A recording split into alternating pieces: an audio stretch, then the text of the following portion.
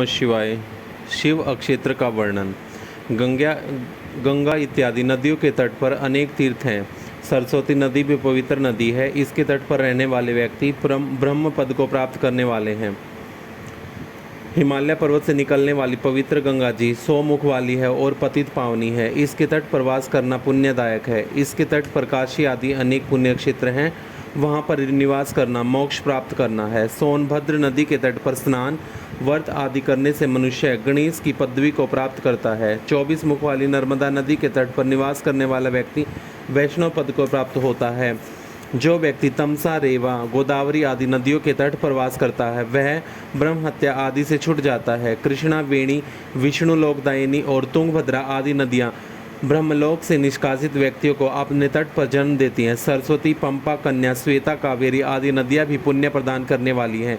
ये सभी अक्षेत्र शिवलोक प्रदान करने वाले तथा अभिष्ट फल प्रदान करने वाले हैं। इनमें स्नान, ध्यान, जप, तप करने से महान पुण्य की प्राप्ति होती है। सदाचार विवेचन। सुत जी, ऋषिगण बोले, अब हमें स्वर्ग और नरक का भेजने वाले अधर्म और धर्म का विवेचन करके बताइए। साथ ही हमें उस सदाचार का वर्णन भी बताइए जिससे धर्म अधर्म को जीता जा सकता है। सुत जी बोले, हे ऋषियों, चारों वर्णों के मनुष्यों को चाहिए कि वे सूर्योदय से पहले उठकर अपने इष्ट देव का ध्यान करें। पूर्व दिशा की ओर मुख करके बैठने से उत्तम फल प्राप्त होता है। उषा काल में शौच आदि से निवृत्त होकर दातुन करके स्नान करें। नदी में कमर तक या कंठ तक खड़े होकर स्नान करना चाहिए।